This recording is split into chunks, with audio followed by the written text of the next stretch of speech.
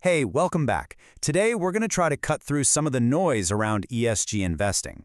It's a space that's just packed with opportunity, for sure. But let's be honest, it's also filled with a lot of confusing claims. So we're going to demystify the rules that are designed to bring some real clarity, focusing on how investment managers have to define their playing field and the exact rules they use to screen companies. Okay, so let's start with the big problem that these standards were basically created to solve: greenwashing. I mean, the CFA Institute puts it perfectly right here. It's when disclosures, whether they mean to or not, end up misleading investors about what a fund is actually doing. And that confusion, that's what was really shaking people's trust in the whole ESG space. So to fight back against this, the CFA Institute created the Global ESG Disclosure Standards. The best way to think about it is like a global rulebook. It's not about judging if an ESG strategy is good or bad, not at all. It's about one simple but really powerful idea: giving investors clear, consistent, and reliable information so that you can make your own informed decisions. So here's our game plan. We'll kick things off with the problem of greenwashing. Then we'll get into two of the most important parts of the solution: how to define the investment universe and the specific rules of screening. After that, we'll look at a real-world example to see how it all works, and then we'll wrap up with why all this stuff really matters for you. All right, first up, greenwashing. We've seen the official definition. But why did this become such a massive issue? So big that it needed a whole global set of standards to fix it. Well, the whole point of these standards is to create some solid guiding principles. So when an investment product starts talking about its ESG approach, you, the investor, should know exactly what that means. It builds trust. It lets you make real apples-to-apples comparisons between different funds, and, well, at the end of the day, it helps you make sure your money is actually going where you think it is. Okay, let's move on to our first big concept: how do managers define the playing field for an ESG product? This is like the absolute ground floor for any investment strategy. So the investment universe is the total pool of potential investments a fund can even pick from. Think of it like this: if you're a chef, this is the list of all the possible ingredients you're allowed to use. For a lot of ESG products, this universe is set by a specific ESG index, and that's what draws the boundaries of what can even be considered for the portfolio. And the rule for disclosing this universe, it's called Provision 2A8, is actually pretty straightforward. A manager has to do one of two things: either just tell you the name of the index they use, or, if it's not a common one, they have to spell out its key ESG features. But here's the key: either way, they have to tell you exactly where you can go to find the rulebook for how that index is put together. No secrets. Okay, so if the universe is the list of ingredients, then screening is the recipe. It's the part that tells you what to include, or maybe more importantly, what to leave out. It's how the portfolio gets its unique flavor. Screening really has two sides. On one hand, you've got negative screening. This is all about systematically excluding things you don't want. Think companies involved in tobacco or certain weapons. Then on the other hand, you have positive screening. This is where you systematically include only companies that hit a certain high bar, like being in the top 20% for their ESG scores.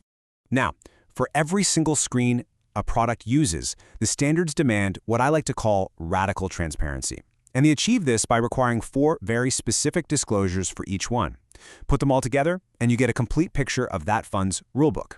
First up, the manager has to state the exact characteristic they're measuring. You can't just use vague language like, "we avoid bad actors." Nope, it has to be specific. Are we talking about revenue that comes from thermal coal? Or are we looking at a company's involvement in labor controversies? You gotta know. Second, and this detail is a total game changer, they have to define the threshold. It's not enough to just say, "we avoid coal." They have to tell you if the limit is 0 revenue from coal, or maybe it's 5%. That one little detail helps you see the difference between, say, a light green fund and a dark green one.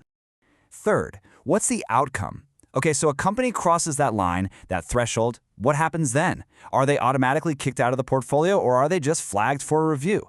The disclosure has to spell it out, plain and simple. And finally, is there a reference to some kind of external standard?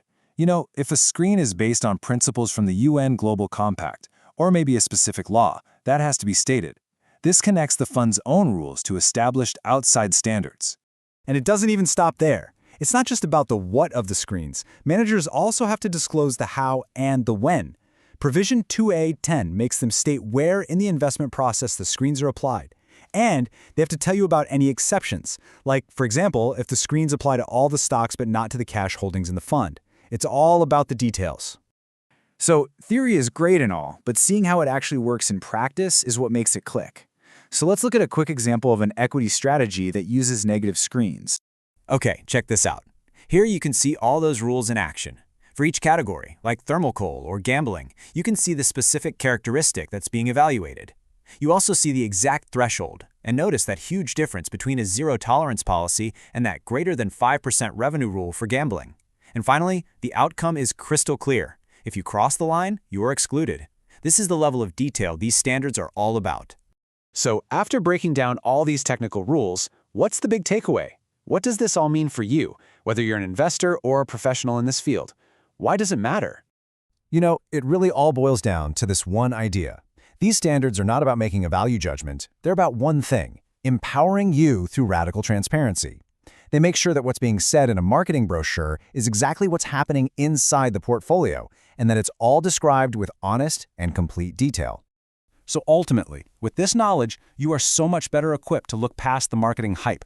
You can now actually dissect a fund's disclosure, see its true playing field by looking at its universe, and know the exact rules of the game by examining its screens. This is what allows you to really compare products and hold managers accountable for what they say they're doing.